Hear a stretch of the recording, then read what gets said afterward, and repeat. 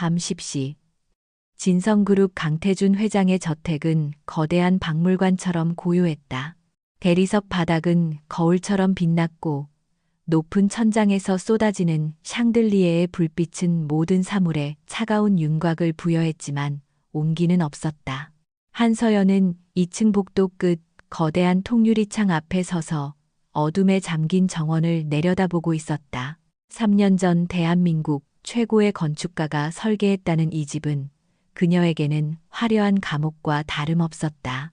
모든 것이 완벽하게 계산된 공간이었다. 벽에 걸린 현대 미술 작품들은, 강태준의 재력을 서재를 가득 채운 고서들은 그의 지성을 그리고, 거실 중앙에 걸린 완벽한 가족 사진은 그의 성공적인 가정을 과시하기 위한 소품에 불과했다.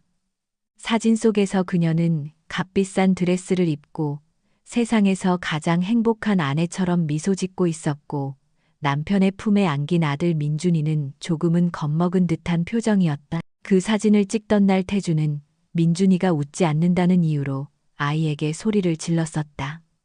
결국 포토그래퍼가 수십 장의 사진을 합성해서야 저 완벽한 거짓말이 탄생했다. 사모님 회장님께서 곧 도착하실 겁니다. 집사가 그림자처럼 다가와 속삭였다. 그녀의 일과는 언제나 강태준을 중심으로 돌아갔다. 그가 집에 돌아오는 시간에 맞춰 저녁 식사를 준비하고, 그가 좋아하는 온도의 물로 욕조를 채우고, 그가 읽을 신문과 서류를 서재에 정리해 두는 것. 그녀는 한때 촉망받는 기업 전략 애널리스트였지만 결혼과 동시에 그녀의 이름 앞에는 진성그룹의 안주인이라는 수식어만 남았다. 그녀의 모든 능력과 지성은 오직 강태준이라는 한 남자를 완벽하게 보좌하는 데에만 사용되도록 강요당했다. 묵직한 현관문이 열리는 소리와 함께 강태준이 들어섰다. 185cm가 넘는 훤칠한 키에 잘 다려진 최고급 수트를 입은 그는 언제나처럼 위압적이었다. 그는 넥타이를 거칠게 풀어내며 서연에게 다가와 습관처럼 그녀의 뺨에 입을 맞췄다. 애정이 담기지 않은 소유물을 확인하는 듯한 행위였다. 오늘 MA 최종 브리핑이 있었어. 미국 놈들이 까다롭게 굴더군. 하지만 결국 내 뜻대로 될 거야. 그는 자신의 성과를 늘어놓으며 소파에 몸을 던졌다. 서연은 말없이 그의 재킷을 받아들고 집사가 내온 위스키를 건넸다. 태주는 위스키 잔을 한 번에 비우고 나서야 아내를 제대로 쳐다봤다. 오늘 당신 아름답군. 그 드레스 새로 맞춘 건가? 지난주에 당신이 보내준 거예요. 그런가 잘 어울려. 다음 주에 있을 켈러그룹과의 만찬 때도 입도록 해.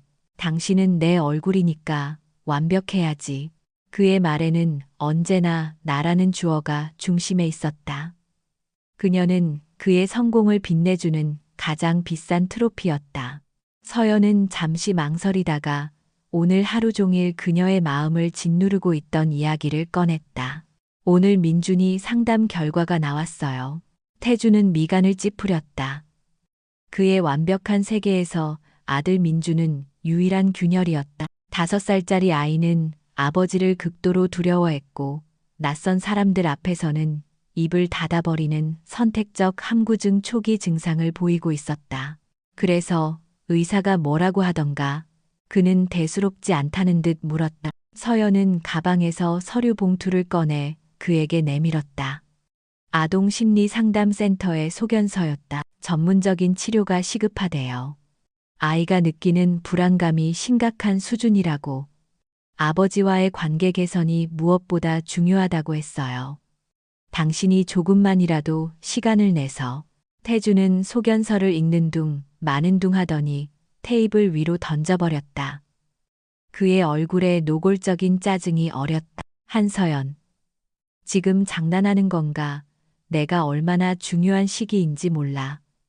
미국 켈러 그룹과의 MA가 진성그룹의 미래 10년을 결정할 일이야. 그런데 고작에 하나 감기 앓는 것 같은 문제로 나를 귀찮게 해. 감기가 아니에요. 마음의 병이라고요. 당신 아들이잖아요.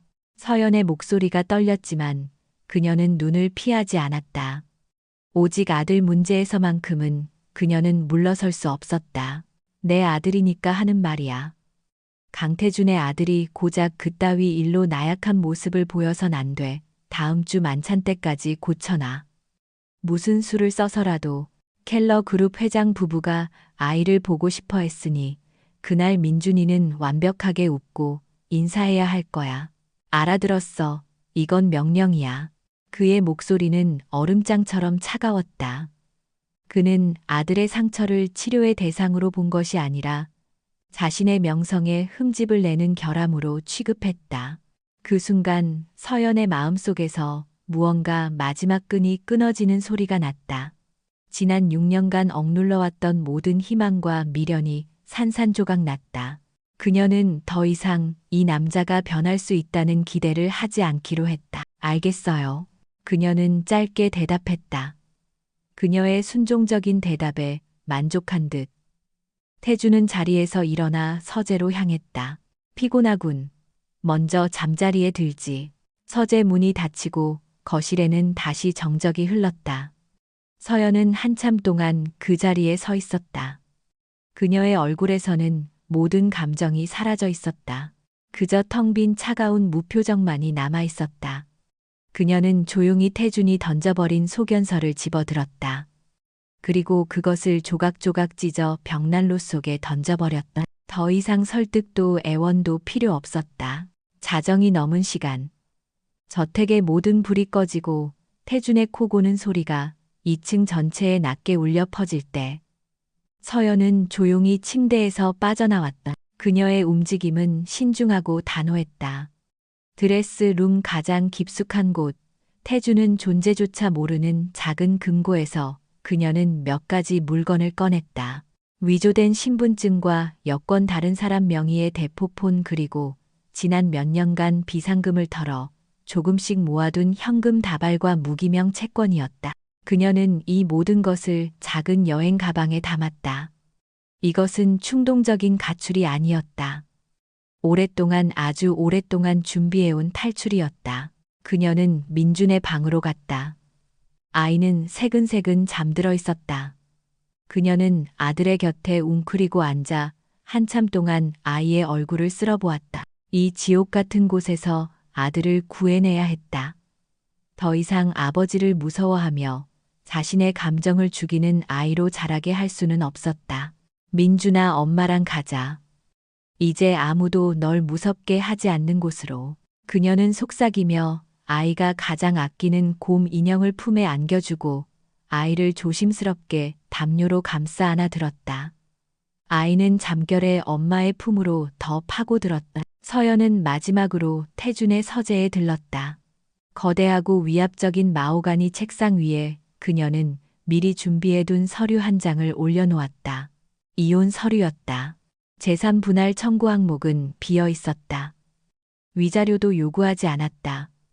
오직 단 하나 친권 및 양육권은 모모 한서연에게 있다는 조항만이 굵은 글씨로 적혀 있었다.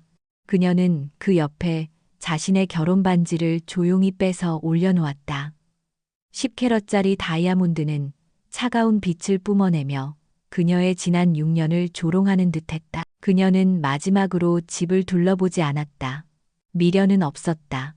그녀는 민준을 안고 어둠 속으로 조용히 사라졌다. 저택의 복잡한 보안 시스템은 그녀가 직접 설계에 관여했기에 그녀는 경보를 울리지 않고 빠져나갈 유일한 경로를 알고 있었다. 정문에서 떨어진 후미진 담장 아래 낡은 세단 한 대가 시동을 끈 채 기다리고 있었다. 차에서 내린 사람은 그녀의 오랜 친구이자 변호사인 오진우였다. 그는 아무 말 없이 뒷문을 열어주었다. 차가 어둠 속으로 미끄러져 들어가며 거대한 저택이 시야에서 멀어졌다. 한서연은 백미러에 비친 자신이 청춘을 바쳤던 감옥을 차갑게 응시했다. 이제 전쟁은 시작되었다. 그리고 그녀는 반드시 이겨야만 했다. 자신의 아들을 위해, 그리고 잃어버렸던 자기 자신을 위해. 다음 날 아침 강태주는 익숙한 침묵 속에서 눈을 떴다. 그러나 평소의 고요함과는 다른 어딘가 비어있는 듯한 공허한 정적이었다. 늘 그의 기상 시간에 맞춰 침실에 들어와 커튼을 치고 아침 의상을 준비하던 아내의 모습이 보이지 않았다. 그는 미간을 찌푸리며 몸을 일으켰다. 숙취로 머리가 지끈거렸다. 한서연, 그의 부름에 대답은 없었다. 목소리가 텅 빈 복도에 공허하게 울려 퍼졌다. 짜증이 치밀어 올랐다. 그는 아내가 자신의 스케줄에 맞춰 완벽하게 움직이는 것을 당연하게 여겼다. 사소한 오차조차 그의 심기를 건드렸다. 그는 거친 걸음으로 침실을 나와 드레스룸과 욕실을 확인했지만 어디에도 그녀의 흔적은 없었다. 이 여자 아침부터 어딜 간 거야? 그는 셔츠 단추를 채우며 1층으로 내려왔다. 집사는 당황한 기색이 역력한 얼굴로 그를 맞았다. 회장님 사모님께서 보이지 않으십니다. 민준 도련님도 방에 없습니다. 태준의 발걸음이 멈췄다. 아이와 함께 유치원 행사가 있기라도 한 건가 하지만 그의 아내는 그런 사소한 일조차 반드시 자신에게 보고했다. 그의 허락 없이는 아무것도 할 수 없는 여자였다. 불길한 예감이 그의 등골을 스쳤다. 그는 곧장 자신의 서재로 향했다. 중요한 서류를 확인하려는 무의식적인 행동이었다. 그리고 그는 그것을 보았다. 거대한 책상 한가운데 어젯밤 그가 서류를 검토하던 바로 그 자리에 놓인 얇은 종이 한 장과 그 위를 누르고 있는 다이아몬드 반지. 반지는 아침 햇살을 받아 눈이 시리도록 차가운 빛을 뿜어내고 있었다. 그는 잠시 그 자리에 얼어붙었다. 마치 눈앞의 광경을 이해하지 못하는 사람처럼 그는 천천히 다가가 종이를 집어들었다. 이혼 합의서. 그의 눈이 글자들을 훑어내렸다. 위자료 청구 없음, 재산 분할 청구 없음. 그리고 그의 동공을 강하게 후려친 한 문장. 친권 및 양육권 모모 한서연. 순간 그의 머릿속이 새하얗게 비었다. 웃음이 터져 나왔다. 처음에는 낮은 실소였지만 점차 통제할 수 없는 광적인 웃음으로 변했다. 하, 이게 무슨, 가짜는 농담이지. 그가 가진 모든 것을 버리고 자신의 아들까지 데리고 떠나 그의 허락도 없이 한서연 그 여자 혼자서 그가 만들어준 세상 속에서 인형처럼 살던 그의 신용카드가 없으면 커피 한 잔도 사 마실 수 없는 여자가 이것은 그의 인생에서 가장 터무니없는 코미디였다. 그러나 책상 위에 놓인 반지는 농담이 아니라고 말하고 있었다. 그가 그녀에게 채워준 부와 명예의 족쇄, 그녀가 스스로 그것을 풀어 던져버린 것이다. 웃음이 멎자 그의 얼굴을 뒤덮은 것은 지독한 모멸감과 분노였다. 이것은 슬픔이 아니었다. 배신감도 아니었다. 자신의 소유물이 감히 주인을 거역했다는 사실에 대한 참을 수 없는 분노였다. 으악! 그는 손에 들고 있던 이혼 서류를 갈갈이 찢어 허공에 뿌렸다. 그리고 책상 위에 크리스털 문진을 집어들어 맞은편 벽에 걸린 가족 사진을 향해 힘껏 던졌다. 와장창 유리가 깨지는 파열음과 함께 완벽한 거짓 미소를 짓고 있던 가족의 얼굴이 산산조각 났다. 당장 집사 불러 경호팀장 전부 다 기어 들어오라고 해. 그의 고함에 저택 전체가 울렸다. 잠시 후 집사와 경호팀장이 사색이 된 얼굴로 서재에 들어섰다. 어떻게 된 거야? 내 집에서 사람이, 그것도 내 아들이 사라졌는데 아무도 몰랐단 말인가? 수십억짜리 보안 시스템은 장식품이야. 죄송합니다, 회장님. 모든 출입 기록과 CCTV를 확인했지만 사모님과 도련님이 나가신 흔적이 전혀 없습니다. 경보도 울리지 않았습니다. 경호팀장의 보고에 태주는 할 말을 잃었다. 그녀가 이 집의 보안 시스템을 피해 나갔다고 그가 아는 한서연은 기계치에 가까운 여자였다. 이내 그는 이것이 그녀 혼자 한 일이 아님을 직감했다. 누군가 그녀를 도왔다. 그의 분노는 이제 외부의 조력자를 향했다. 그는 즉시 전화기를 집어들었다. 첫 번째 전화는 진성그룹의 법무팀장이자 그의 개인 변호사인 최인규 변호사에게였다. 최 변호사, 내 아들이 납치됐다. 범인은 한서연이야. 그는 가출이나 이혼이라는 단어를 쓰지 않았다. 납치였다. 아들은 자신의 소유물이며 그것을 멋대로 가져간 것은 범죄라는 논리였다. 지금 즉시 한서연 명의의 모든 신용카드와 계좌를 정지시켜 출국 금지 신청도 넣어 경찰에 실종 신고를 하되 언론에는 절대 새어 나가선 안 돼. 조용히 그리고 신속하게 처리해. 돈은 문제 없어. 그녀가 가진 돈으로는 일주일도 버티지 못할 테니 곧 기어 들어올 수밖에 없을 거야. 두 번째 전화는 국내 최고의 흥신소 알파 기획의 대표에게였다. 그는 정상적인 방법으로는 찾지 못할 경우를 대비한 보험이었다. 강태준이다. 내 아내와 아들을 찾아 이 바닥에 깔린 모든 정보망을 동원해 일주일 주지. 찾는 사람에게는 보너스로 아파트 한 채 값을 주겠다. 하지만 명심해. 내 아들의 머리카락 하나라도 상하면 내 놈들은 서울 땅에 발붙일 생각 마라. 전화를 끄는 그는 가쁘게 숨을 몰아쉬었다. 그는 대한민국을 움직이는 사람 중 하나였다. 그의 돈과 권력으로 만든 거대한 그물은 너무나 촘촘해서 개미 새끼 한 마리 빠져나갈 수 없다고 믿었다. 얌전한 고양이 같던 아내가 발톱을 세워봤자 결국 거대한 사자 앞에서는 무력할 것이라 확신했다. 그는 창밖을 보며 비릿한 미소를 지었다. 한서연, 내가 얼마나 어리석은 짓을 했는지 곧 깨닫게 될 거다. 내 발로 돌아와 내 구두에 입 맞추며 용서를 빌게 만들어주지. 같은 시각 서울에서 수백 킬로미터 떨어진 항구 도시 부산의 한 낡은 오피스텔. 강태준의 세상이 분노와 혼돈으로 폭발하고 있는 동안 한서연의 세상은 놀라울 정도로 평온했다. 창문으로 들어오는 아침, 햇살이 작은 거실을 따스하게 채우고 있었다. 민준이는 거실 한쪽에 깔린 매트 위에서 블록 쌓기 놀이에 열중하고 있었다. 어젯밤 낯선 환경에 잠시 칭얼거렸지만 엄마가 꼭 곁에 있다는 사실에 금세 안정을 찾았다. 아이의 얼굴에는 저택에 있을 때 늘 보이던 그늘과 긴장감이 사라져 있었다. 서연은 작은 주방에서 토스트와 우유로 아침을 준비하고 있었다. 그녀의 곁에는 노트북을 들여다보고 있는 오진우 변호사가 있었다. 예상대로야 서연아, 강태준이 움직이기 시작했어. 네 명의의 모든 금융 거래가 막혔고 출국 금지 조치도 내려졌어. 경찰에도 네가 민준이를 데리고 나갔다는 신고가 접수됐는데 정서적으로 불안정한 아내가 아이를 데리고 가출했다는 식으로 신고했더군.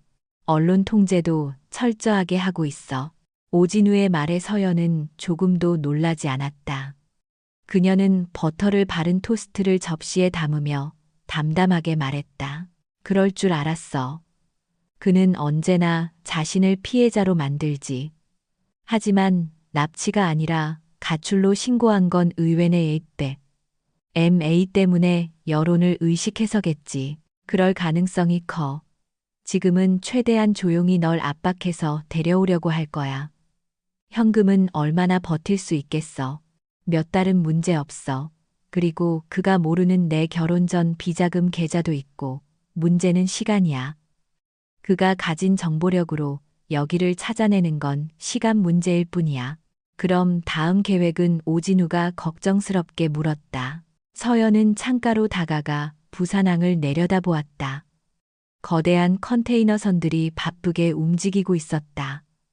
그녀는 저 배들처럼 더 이상 한 곳에 정박해 있을 수 없었다. 계속해서 움직여야 했다. 숨기만 해서는 이길 수 없어, 진우야. 그가 나를 찾는데 모든 신경을 집중하게 만들어서는 안 돼. 그의 시선을 다른 곳으로 돌려야 해.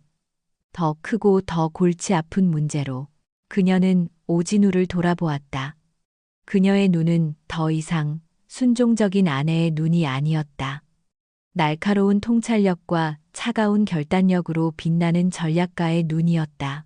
강태준이 가장 아파할 곳을 찌를 거야. 그의 자존심이자 아킬레스건, 진성그룹. 그녀는 노트북을 가져와 파일을 열었다. 화면에는 복잡한 차트와 숫자, 그리고 해외에 설립된 수많은 페이퍼 컴퍼니의 이름들이 가득했다. 그것은 지난 6년간 그녀가 완벽한 아내라는 가면 뒤에 숨어 밤마다 몰래 모아온 강태준과 진성그룹의 비자금 내역과 불법 거래 증거들이었다.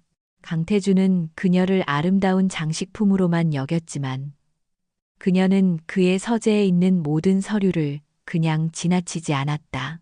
이제 첫 번째 카드를 던질 시간이야. 서연의 입가에 옅은 미소가 번졌다. 그것은 강태준이 단 한 번도 본 적 없는 모든 것을 꿰뚫어 보고 있는 자의 차갑고도 자신감 넘치는 미소였다.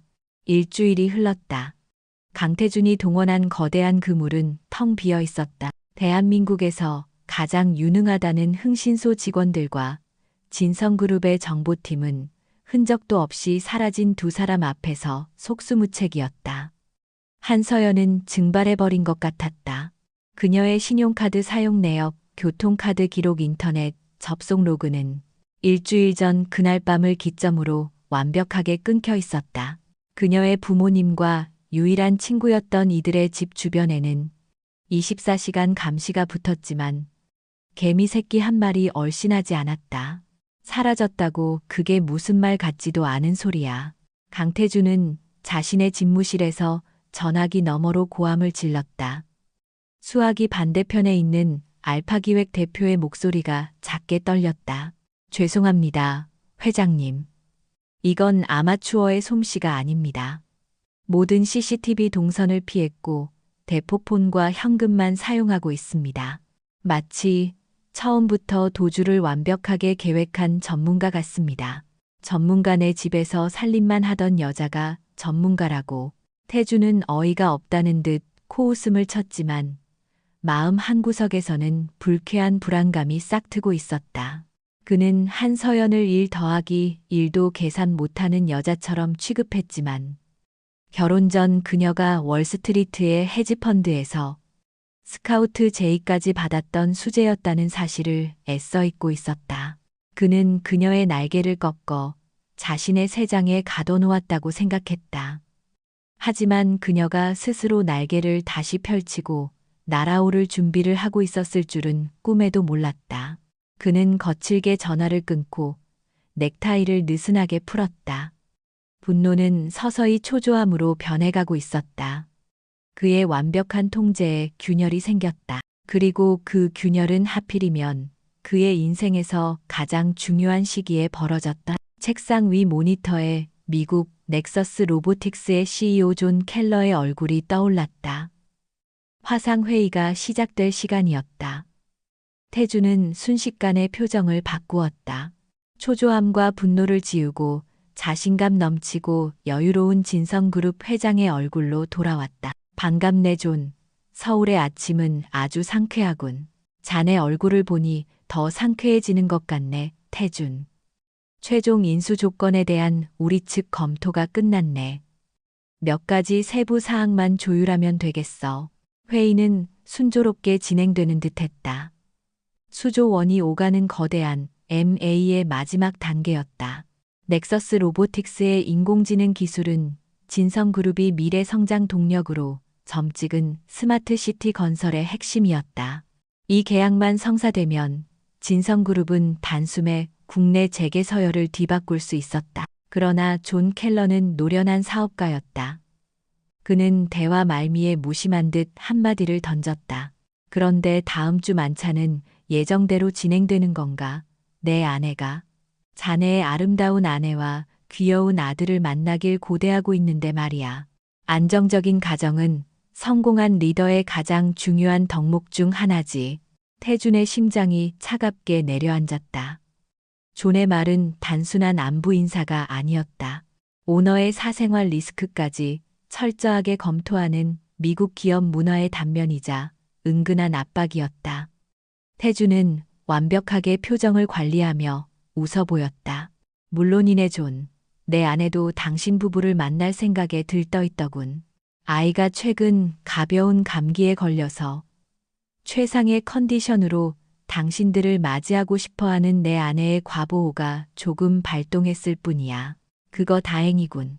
회의가 끝나고 모니터가 꺼지자 태준의 얼굴에서 미소가 사라졌다.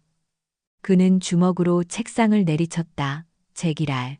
일주일 안에 한서연을 찾아내지 못하면 이 모든 것이 수포로 돌아갈 수도 있었다. 그녀는 단순히 그의 아내를 배신한 것이 아니라 그의 제국을 통째로 흔들고 있었다.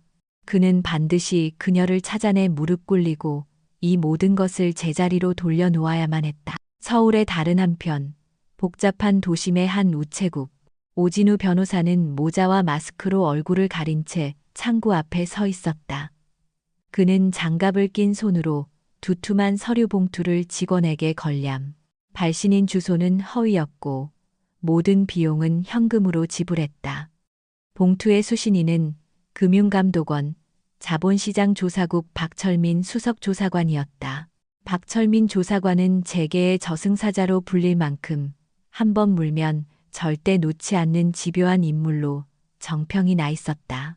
봉투 안에는 진성그룹의 자회사인 진성이 씨가 지난 3년간 진행했던 국책 사업의 내부 회계 장부 사본이 들어 있었다. 서연이 태준의 서재에서 몰래 복사해둔 것이었다. 장부에는 공사비를 부풀려 수백억 원의 비자금을 조성하고 그 돈을 K맨 제도에 있는 유령 회사로 빼돌린 정황이 고스란히 담겨 있었다. 이것은 서연이 던지는 첫 번째 경고장이었다. 이 자료만으로는 강태준 회장을 직접 겨냥할 수는 없었다. 하지만 진성그룹 전체에 대한 대대적인 조사의 불씨를 지피기에는 충분했다. 그녀는 강태준이 자신을 찾는 데 쏟아붓는 막대한 자원과 에너지를 분산시켜야 했다. 그에게 더 급하고 더 성가신 불을 꺼야 하는 상황을 만들어야 했다. 오진우는 우체국을 나와 곧장 공중전화로 향했다. 그는 서연에게 전화를 걸어 짧게 보고했다. 말은 출발했다. 이제 기수가 채찍을 휘두를 일만 남았어. 수화기 너머에서 서연의 차분한 목소리가 들려왔다. 고마워 진우야. 이제 기다리는 일만 남았네. 바로 다음 날 오후였다. 넥서스 로보틱스와의 최종 계약서 서명을 앞두고 임원 회의를 주재하던 강태준에게 비서실장의 다급한 전화가 걸려왔다. 회장님 긴급 상황입니다. 지금 바로 집무실로 오셔야겠습니다. 태준은 불길한 예감에 휩싸여 회의를 중단하고 집무실로 향했다. 그곳에는 그룹 법무팀장과 재무 담당 사장이 창백하게 질린 얼굴로 그를 기다리고 있었다. 무슨 일이야, 이 난리법석은. 회장님, 금융감독원에서 진성이 씨에 대한 특별 조사에 착수했다는 통보가 왔습니다. 익명의 제보가 있었다고 합니다. 재무사장의 말에 태준은 순간 자신의 귀를 의심했다. 금감원 제보, 그게 무슨 소리야. 늘 하던 대로 처리해. 뒷돈을 더 찔러주든 뭘 하든 해서 막아. 그는 대수롭지 않게 말했다. 이런 종류의 압박은 기업을 운영하면서 겪는 흔한 통과 의례 중 하나라고 생각했다. 하지만 법무팀장의 다음 말이 그의 생각을 산산조각냈다. 문제가 제보 내용이 너무나 구체적이고 정확하다는 겁니다. 마치 내부자가 아니고서는 알 수 없는 수준의 자료라고 합니다. 비자금이 흘러 들어간 해외 페이퍼 컴퍼니, 계좌 번호까지 포함되어 있다고 합니다. 강태준의 머릿속에서 모든 조각들이 맞춰지기 시작했다. 아내의 실종, 절묘한 타이밍, 내부자가 아니고서는 알 수 없는 정보. 그는 의자에 털썩 주저앉았다. 설마, 아니 그럴 리가 없다. 그가 알던 한서연은 경제뉴스 헤드라인도 제대로 이해하지 못하는 척하던 여자였다. 그가 사업 이야기를 할 때면 지루하다는 표정으로 잡지나 들여다보던 여자였다. 그 모든 것이 연기였다고 그는 지난 6년의 결혼 생활을 되짚어 보았다. 언제나 순종적이고 조용했던 아내의 얼굴 뒤에 숨겨진 또 다른 얼굴을 상상해 보았다. 밤늦게 서재에서 혼자 와인을 마시던 그녀의 모습, 가끔씩 알 수 없는 생각에 잠겨있던 깊은 눈빛. 그 모든 순간들이 이제 와서 날카로운 칼날이 되어 그의 심장을 찔렀다. 그는 자신이 호랑이를 고양이인 줄 알고 키웠다는 사실을 깨달았다. 아니, 호랑이의 발톱과 이빨을 모두 뽑아버렸다고 생각했지만 그녀는 아무도 모르게 그것들을 다시 갈고 닦아 그의 목덜미를 겨누고 있었다. 이것은 단순한 가출이나 이혼 소동이 아니었다. 철저하게 계획된 전쟁이었다. 한, 서, 연. 그의 입에서 아내의 이름이 증오와 경악 그리고 그가 평생 느껴본 적 없는 희미한 두려움이 뒤섞여 흘러나왔다. 서울의 스카이라인이 내려다 보이는 거대한 통유리창에 비친 그의 모습은 더 이상 모든 것을 가진 제왕이 아니었다. 자신이 만든 게임의 판 위에서 상대방의 첫 수를 보고 망연자실한 플레이어에 불과했다. 강태준은 자신이 코너에 몰리고 있음을 깨달았다. 금융감독원의 조사는 그의 로비와 법무팀의 방어로 인해 수면 아래에서 지지부진했지만 언제 터질지 모르는 시한폭탄과 같았다. 하지만 그보다 더 시급한 문제는 그의 자존심에 상처를 입힌 한서연의 존재 자체였다. 물리적인 수색이 실패로 돌아가자 그는 그녀를 사회적으로 매장시켜 스스로 기어 나오게 만들기로 결심했다. 진성그룹 본사 최고층 회의실에는 강태준을 포함해 단 4사람만이 앉아 있었다. 최인규 변호사, 대한민국 최고의 여론 조작 전문가로 불리는 PR 회사 대표 그리고 그룹의 정보팀장이었다. 비상위기관리팀 일명 그림자들이 소집된 것이다. 물리적으로 찾는 건 시간 낭비다. 강태준이 입을 열었다. 그의 목소리는 분노로 낮게 잠겨 있었다. 그 여자가 발붙일 곳이 없게 만들어 이 나라 어디에서도 동정받지 못하고 손가락질 받게 해. 엄마라는 여자가 제 자식을 방패 삼아 남편을 협박하는 파렴치한으로 만들어버려. PR 회사 대표가 기다렸다는 듯이 입을 열었다. 그의 얼굴에는 자신감이 넘쳤다. 회장님 이미지는 비련의 아버지로 가면 됩니다.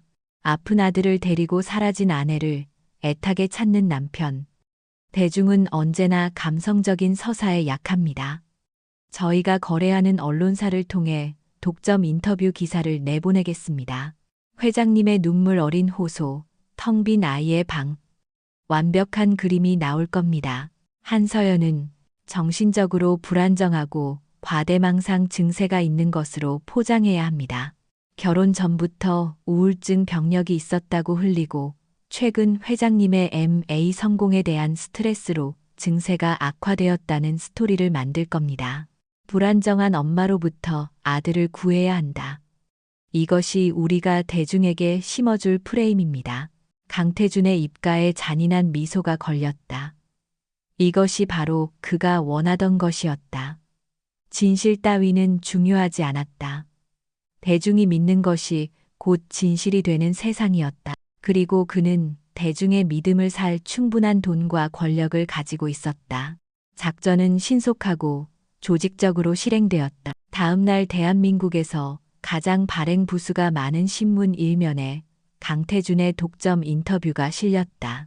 슬픔에 잠긴 듯한 표정에 그의 사진과 함께 눈물의 호소 아들아, 어디 있니? 아빠에게 돌아와다오라는 자극적인 제목이 달렸다. 기사는 철저히 조작된 이야기로 가득했다. 아내의 정신불안 아이에 대한 과도한 집착, 그리고 작은 부부싸움 끝에 아이를 데리고 충동적으로 집을 나갔다는 거짓말. 기사에는 민준이의 텅 빈 방 사진과 함께 강태준이 아이의 장난감을 끌어안고 괴로워하는 연출된 사진까지 포함되었다. 여론은 순식간에 불타올랐다. 인터넷 포털 사이트와 SNS는 강태준을 동정하는 여론으로 도배되었다. 강 회장님 힘내세요. 정말 안타깝네요. 엄마라는 사람이 어떻게 저렇게 이기적일 수가 있지. 아이가 무슨 죄야.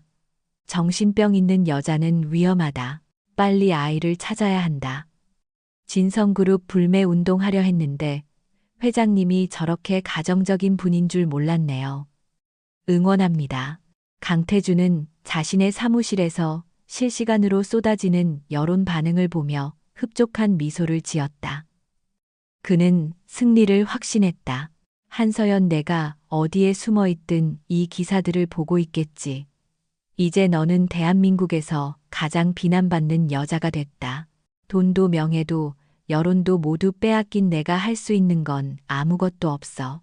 부산의 오피스텔. 오진우는 노트북 화면을 보며 분노를 참지 못하고 주먹으로 테이블을 내리쳤다. 이 쓰레기 같은 놈들, 어떻게 사람을 이렇게까지. 서연아, 괜찮아. 이건 명백한 명예훼손이야. 당장 반박 기사를. 그러나 한서연은 놀라울 정도로 침착했다. 그녀는 조용히 민준이가 가지고 노는 것을 지켜보다가 시선을 들어 오진우를 바라보았다. 그녀의 눈에는 분노나 슬픔이 아닌 차가운 계산이 번뜩이고 있었다. 괜찮아, 진우야. 모든 게 내 예상대로 흘러가고 있어. 예상대로라고. 지금 온 국민이 널 미친 여자 취급하고 있는데 강태준은 오만한 인간이야. 그는 자신이 언론을 통제할 수 있다고 믿지. 그래서 스스로 무대를 만들고 가장 높은 곳으로 올라가 스포트라이트를 받고 있어. 무대가 높을수록 떨어질 때 더 아픈 법이야. 그녀는 오진우에게 USB 하나를 건넸다. 이제 때가 됐어. 그가 스스로 만든 무대 위에서 가장 화려한 조명을 받고 있을 때 터뜨려야 해. 내가 알려준 기자에게 연락해. 다른 말은 필요 없어. 그냥 진정한 아버지의 목소리라고만 전해.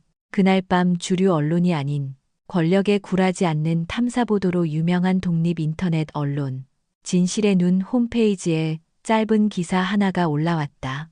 단독 음성 파일 입수. 진성그룹 강태준 회장. 내 아들 다음 주까지 고쳐놔. 이건 명령이야. 비정한 아버지의 민낯. 기사는 길지 않았다. 하지만 그 안에 첨부된 1분짜리 음성 파일의 파괴력은 엄청났다. 그것은 일주일 전 서연이 집을 나오던 그날 밤 거실에서 녹음한 강태준의 목소리였다. 고작 애 하나 감기 앓는 것 같은 문제로 나를 귀찮게 해. 내 아들이니까 하는 말이야. 강태준의 아들이 고작 그따위 일로 나약한 모습을 보여선 안 돼. 다음 주 만찬 때까지 고쳐놔. 무슨 수를 써서라도. 이건 명령이야. 아들의 아픔을 귀찮은 문제로 치부하고 사업상 필요에 의해 고쳐놓으라고 명령하는 차가운 목소리. 신문 인터뷰에서 보여준 눈물의 아버지 상과는 180도 다른 소름 끼치도록 비정한 목소리가 대한민국 전역에 울려 퍼졌다. 여론의 흐름이 바뀌는 것은 순식간이었다. 강태준을 동정하던 여론은 싸늘한 경멸과 분노로 돌아섰다. 인터넷은 폭발했다. 소름 돋는다. 이게 그 눈물 흘리던 아빠의 진짜 목소리라고. 자식을 자기 사업 액세서리 정도로 생각하는 인간이었네. 역겹다. 아이가 왜 아픈지 알겠다. 저런 아빠 밑에서 어떻게 정상이겠어. 엄마가 아이를 데리고 도망친 게 아니라 구해낸 거였구나. 강민준을 구해줘. 해시태그가 SNS를 뒤덮기 시작했고 진성그룹 본사 홈페이지는 비난하는 네티즌들로 인해 서버가 마비되었다. 불과 몇 시간 전까지 강태준을 옹호하던 언론사들은 언제 그랬냐는 듯 강태준 회장의 두 얼굴이라는 제목으로 비판 기사를 쏟아내기 시작했다. 진성그룹 회장실. 강태준은 자신의 귀를 의심하며 스피커에서 흘러나오는 자신의 목소리를 듣고 있었다. PR 회사 대표와 법무팀장은 사색이 된 채 고개만 숙이고 있었다. 어떻게 녹음 파일이. 그날 밤 거실에는 분명 단둘이 있었다. 언제 어떻게. 그는 한서연이 남편과의 모든 대화를 녹음하는 습관이 있었다는 사실을 까맣게 잊고 있었다. 과거의 그녀가 나중에 우리 대화를 다시 들어보면 재밌을 것 같아서라고 말했을 때 그는 그저 아내의 소소한 취미 정도로 여겼다. 그 취미가 이제 그의 목에 칼을 겨누는 비수가 되어 돌아온 것이다. 그는 완벽한 덫에 걸렸다. 그가 직접 한 함정이었다. 그는 자신의 거짓 눈물로 대중의 동정심을 최고조로 끌어올렸고 바로 그 정점에서 한서연은 가장 치명적인 진실의 비수를 꽂아 넣었다. 대중의 배신감은 분노가 되어 그에게 10배, 100배로 되돌아왔다. 진성그룹의 주가가 하락하기 시작했다는 보고가 실시간으로 올라왔다. 넥서스 로보틱스 측에서 현재 상황에 대한 해명을 요구한다는 긴급 메일이 도착했다. 강태준은 부들부들 떨리는 손으로 스피커를 집어 던졌다. 산산조각 난 스피커에서도 그의 차가운 목소리가 희미하게 새어 나오고 있었다. 이건 명령이야. 그는 완벽하게 패배했다. 여론전에서 그리고 한서연이라는 여자에게 음성 파일이 공개된 다음 날 아침 진성그룹 본사는 거대한 장례식장처럼 침묵에 잠겼다. 로비의 대형 주식 시세 전광판은 온통 시퍼런색으로 물들어 있었다. 개장과 동시에 진성그룹 및 모든 계열사의 주가는 하한가로 직행했다.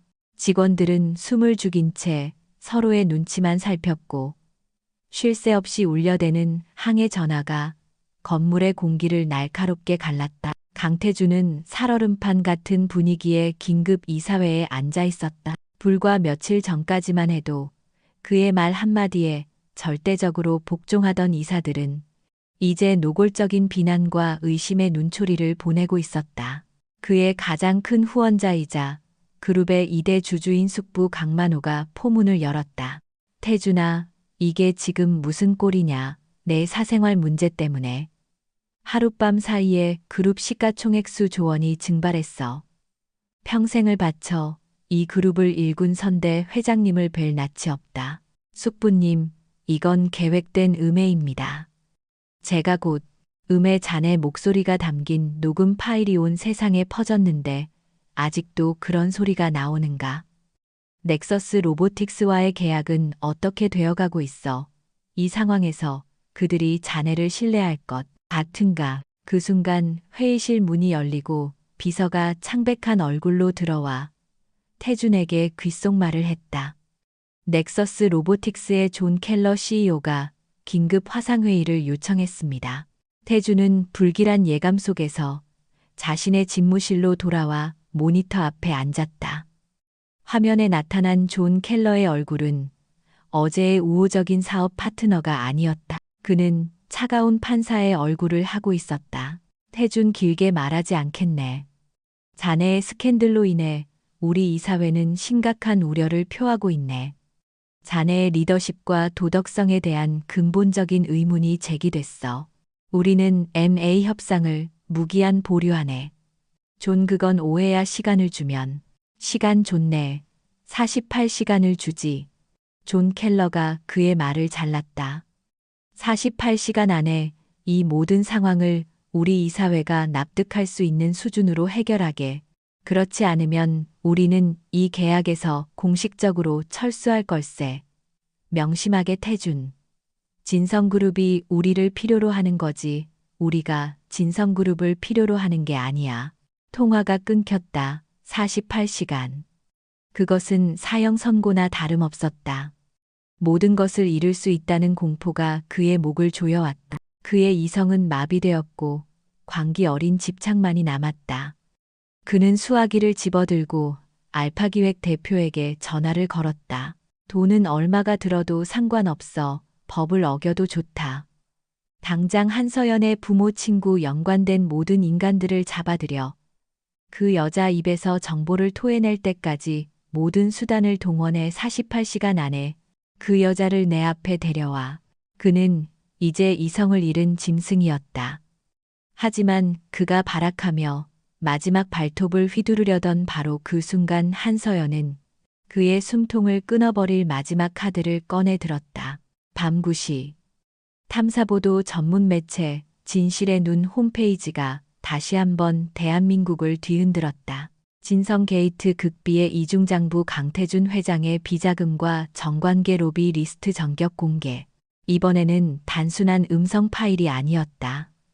그것은 진성그룹의 심장부를 해부한 것과 같은 방대하고도 치밀한 증거 자료의 산이었다. 기사는 서연이 지난 몇 년간 목숨을 걸고 수집한 이중장부의 스캔 파일로 시작되었다.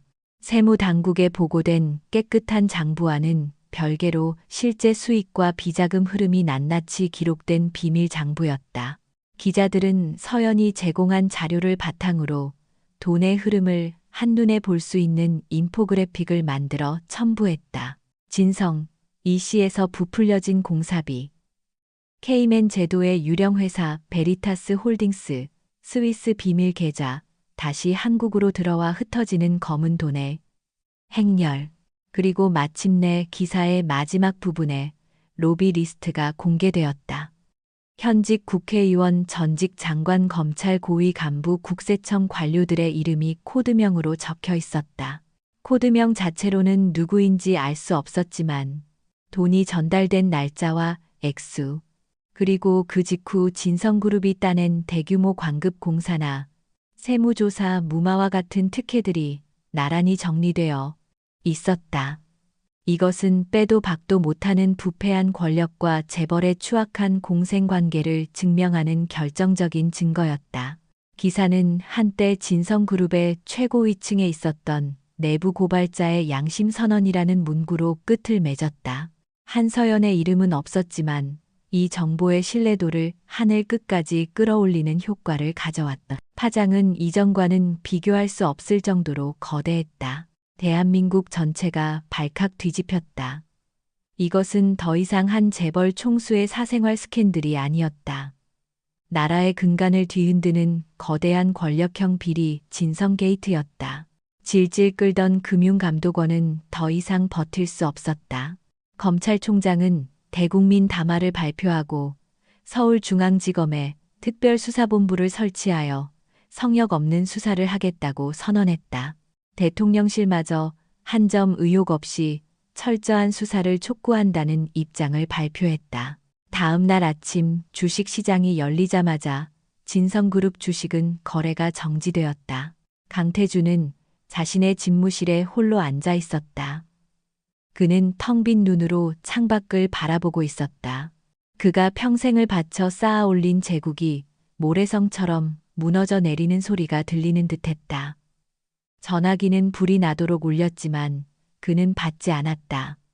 모든 것이 끝났다. 그는 한서연을 떠올렸다.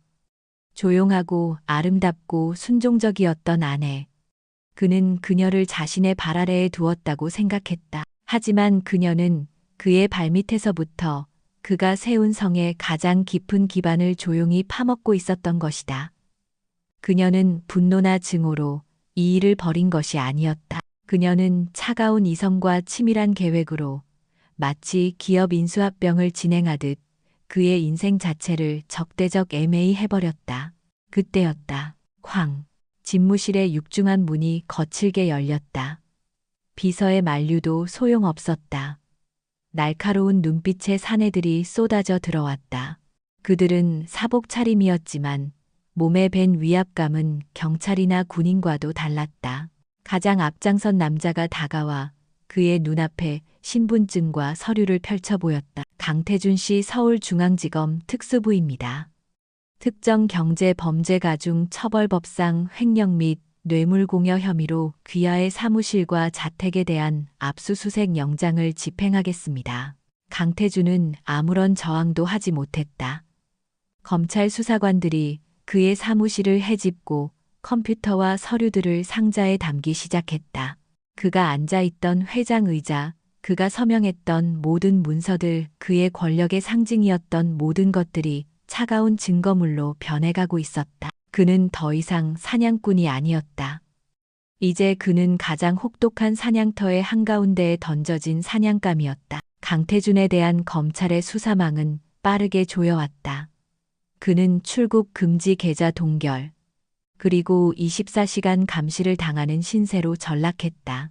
그가 평생을 바쳐 이룩한 제국의 왕좌에서 끌어내려져 이제는 검사들 앞에서 자신의 모든 것을 해명해야 하는 초라한 피의자가 되었다. 언론은 연일 그의 비리를 대서특필했고 세상은 그에게 등을 돌렸다. 절망의 나락에서 그는 마지막 지푸라기라도 잡고 싶었다. 그가 가진 마지막 카드, 그것은 아들 민준이와 한서연과의 과거였다. 그는 변호사를 통해 오진우에게 메시지를 보냈다. 단 한 번만 마지막으로 만나게 해달라고. 민준이를 위해서라도 마지막 대화는 필요하지 않겠냐고. 서연은 그의 제안을 받아들였다. 동정심 때문이 아니었다. 이 지긋지긋한 관계를 자신의 손으로 완벽하게 끝내기 위함이었다. 그녀는 만남의 시간과 장소를 직접 정했다. 서울의 한 호텔 최상층 외부인의 접근이 철저히 통제되는 프라이빗 라운지였다. 모든 것을 통제하려 했던 남자는 이제 그녀가 정해준 규칙 안에서 움직여야만 했다. 약속된 시간, 강태준이 먼저 라운지에 도착했다. 불과 몇 주 전과 동일한 최고급 수트를 입고 있었지만 옷은 헐렁해 보였고 그의 얼굴에는 깊은 피로와 절망이 새겨져 있었다. 한때 세상을 호령하던 야심가의 눈빛은 사라지고 벼랑 끝에 몰린 패배자의 초조함만이 남아 있었다. 잠시 후 서연이 들어섰다.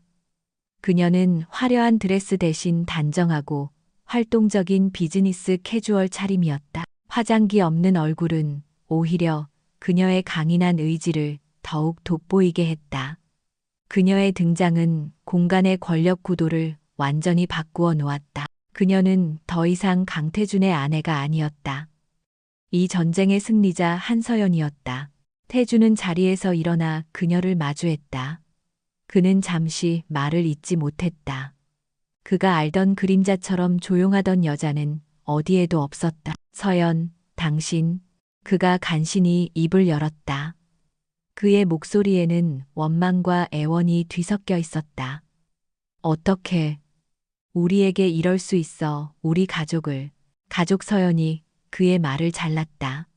그녀의 목소리는 얼음처럼 차가웠다. 당신에게 가족은 존재한 적 없어. 당신의 제국을 장식하는 소유물만 있었을 뿐이지. 나는 가장 아름다운 트로피였고, 민준이는 당신의 완벽한 후계자여야 했지. 우리가 감정을 가진 인간이라는 생각 한 번이라도 해본 적 있어. 태준은 당황했다. 그는 감성에 호소하려 했지만 그녀는 날카로운 이성으로 받아쳤다. 그는 화제를 바꾸었다. 민준이는 아이는 아빠가 필요해. 당신이 나를 이렇게 무너뜨리면 아이는 평생을 범죄자의 아들이라는 꼬리표를 달고 살게 될 거야. 아이를 위해서라도 멈춰야 했어. 내가 다 잘못했다. 내가 어리석었어. 제발 돌아와줘. 모든 걸 되돌릴 수 있게 도와줘. 내가 평생 속죄하며 살게. 그는 거의 애원하듯 말했다. 하지만 서연의 눈빛은 조금도 흔들리지 않았다.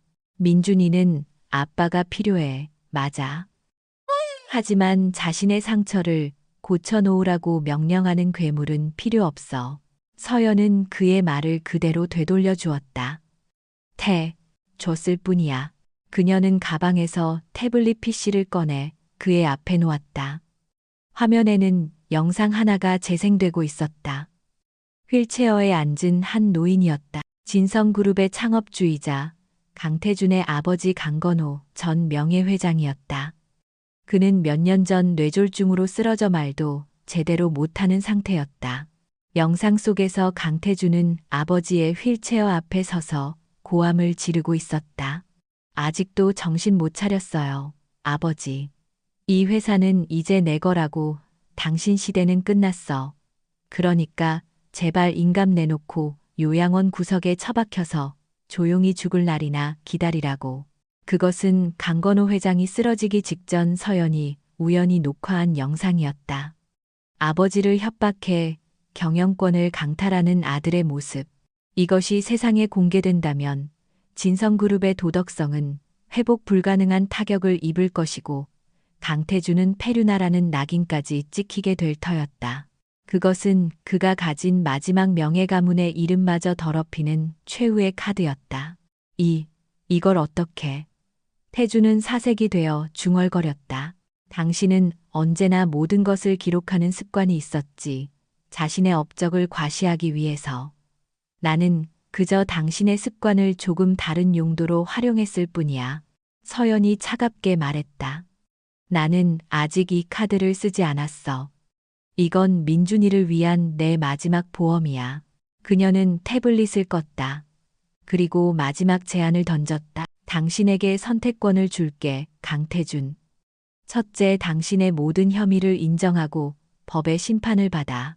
그리고 민준이에 대한 모든 권리, 친권, 양육권, 심지어 면접, 교섭권까지 깨끗하게 포기해. 그렇게 한다면 이 영상은 영원히 내 개인 파일 속에만 존재할 거야. 당신 가문의 마지막 명예는 지켜주지. 그녀는 잠시 말을 멈췄다. 둘째, 끝까지 발버둥 쳐봐.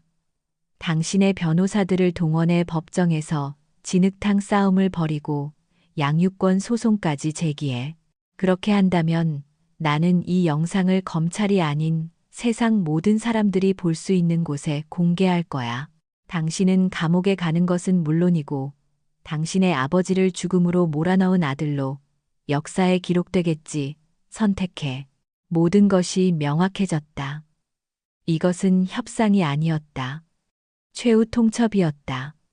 그녀는 그가 빠져나갈 모든 퇴로를 완벽하게 차단했다. 그는 평생을 사냥꾼으로 살아왔지만 단 한 번도 이렇게 완벽한 덫에 걸려본 적이 없었다. 강태준은 서연의 얼굴을 오랫동안 바라보았다.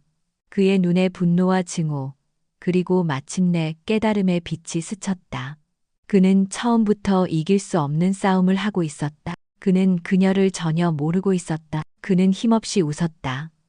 텅 빈 모든 것을 포기한 사람의 웃음이었다. 내가 졌어, 한서연. 당신 말이 맞아. 내가 졌어. 그것은 그의 인생에서 처음으로 내뱉는 진정한 패배의 선언이었다.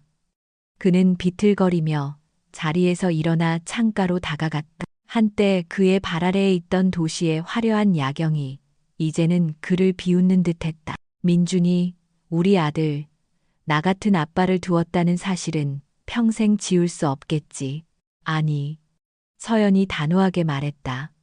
민준이는 자신을 지키기 위해 세상과 싸운 용감한 엄마가 있었다는 사실을 평생 기억하며 살게 될 거야. 그 말은 강태준의 심장에 밝힌 마지막 비수였다. 그는 더 이상 아무 말도 하지 못하고 무너져 내리듯 의자에 주저앉았다. 그의 시대는, 그의 제국은 그렇게 완벽하게 끝났다. 며칠 후 강태준은 검찰에 자진 출석하여 자신의 모든 혐의를 인정했다. 그리고 변호사를 통해 민준이에 대한 모든 권리를 포기한다는 각서에 서명했다. 그가 할 수 있는 마지막 속죄이자 서연의 마지막 카드를 막기 위한 유일한 선택이었다. 1년 후 대한민국을 뒤흔들었던 진성게이트는 서서히 사람들의 기억 속에서 잊혀갔다. 강태준은 1심에서 횡령 및 뇌물공여 혐의로 징역 15년을 선고받고 수감되었다.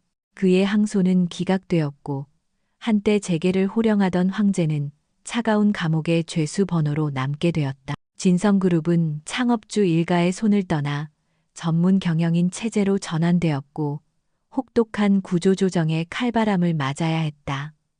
거대한 제국은 그렇게 역사의 뒤안길로 쓸쓸히 퇴장했다. 그리고 그 모든 폭풍의 중심에 있었던 한서연과 그녀의 아들은 세상의 시선이 닿지 않는 곳에서 새로운 삶을 시작하고 있었다. 부산 해운대 바다가 한눈에 들어오는 작은 아파트.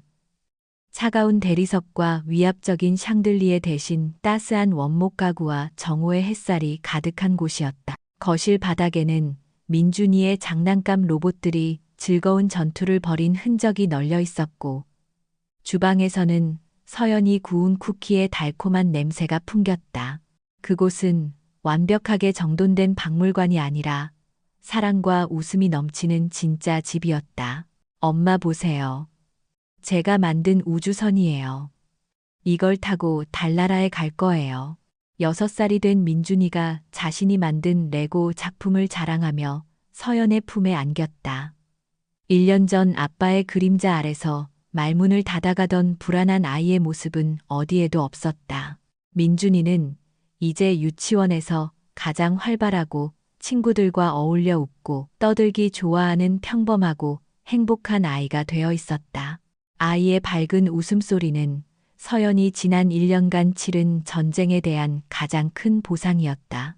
서연 역시 진성그룹의 안주인이라는 허울을 완전히 벗어 던졌다. 그녀는 SY 전략 컨설팅이라는 작은 회사를 차렸다. 그녀의 고객은 거대 기업이 아니었다. 뛰어난 기술력과 열정은 있지만 자본과 경영 노하우가 부족해 어려움을 겪는 중소기업과 스타트업들이었다.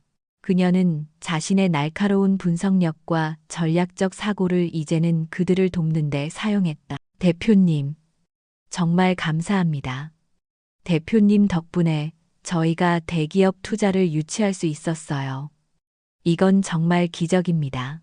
화상 통화 너머로 젊은 스타트업 대표가 감격에 겨워 몇 번이고 고개를 숙였다. 서연은 옅은 미소를 지으며 답했다. 기적이 아닙니다. 대표님과 직원분들의 땀과 기술력이 이뤄낸 당연한 결과죠. 저는 그 가치를 다른 사람들이 알아볼 수 있도록 포장지를 조금 바꾸어 드렸을 뿐입니다. 그녀는 더 이상 누군가의 성공을 위한 그림자로 살지 않았다. 자신의 능력으로 다른 사람들을 돕고 그들의 성공을 통해 보람을 느끼는 새로운 삶의 방식을 찾은 것이다. 그녀는 많은 돈을 벌지는 못했지만 이전에는 단 한 번도 느껴보지 못했던 충만함과 자부심을 얻었다. 어느 날 오후 오진우 변호사에게서 메일이 한 통 왔다. 강태준과의 이혼 절차가 법적으로 완벽하게 마무리되었고 민준이의 성을 한간씨로 변경하는 것까지 모두 완료되었다는 내용이었다. 서류상의 마지막 끝마저 완전히 끊어진 순간이었다. 서연은 메일을 확인하고 조용히 창밖의 바다를 바라보았다. 그녀의 마음속에는 더 이상 증오나 분노 혹은 승리감 같은 격한 감정은 남아있지 않았다. 그저 잔잔한 호수와 같은 평온함만이 존재했다.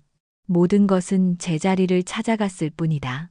그날 저녁 서연은 민준이의 손을 잡고 해변으로 산책을 나갔다. 붉은 노을이 수평선 너머로 서서히 번지고 있었다. 민준이는 신발을 벗어 던지고 맨발로 모래사장을 뛰어다니며 갈매기들을 쫓았다. 아이의 웃음소리가 파도 소리와 어우러져 아름다운 음악처럼 해변에 울려 퍼졌다. 서연은 천천히 그 뒤를 따르며 발가락 사이로 느껴지는 부드러운 모래의 감촉과 뺨을 스치는 짭짤한 바닷바람을 온전히 느꼈다. 6년간의 결혼 생활 동안 그녀는 자신이 무엇을 느끼고 무엇을 원하는지 생각해 볼 겨를조차 없었다. 하지만 이제 그녀는 알 수 있었다. 그녀가 원했던 것은 부와 명예가 아니었다. 바로 지금 이 순간 사랑하는 아들의 행복한 웃음을 바라보며 느끼는 이 평온함. 누구의 아내나 며느리가 아닌 한서연이라는 이름으로 당당하게 살아가며 느끼는 자유로움. 민준이가 숨이 찬 듯 달려와 그녀의 품에 안겼다. 엄마 바다가 정말 예뻐요. 그러네 우리 아들. 서연은 민준이를 꼭 껴안았다. 그녀의 시선은 붉게 타오르는 노을 너머 어둠이 내리고 곧 별들이 떠오를 드넓은 밤하늘을 향해 있었다. 잿더미 속에서 모든 것이 끝났다고 생각했지만 그 끝은 새로운 시작이었다. 그녀는 자신의 힘으로, 자신의 용기로 아들과 자신의 삶을 구해냈다. 그리고 이제 그녀의 앞에는 두려움 없는 무한한 가능성으로 가득 찬 새로운 새벽이 기다리고 있었다.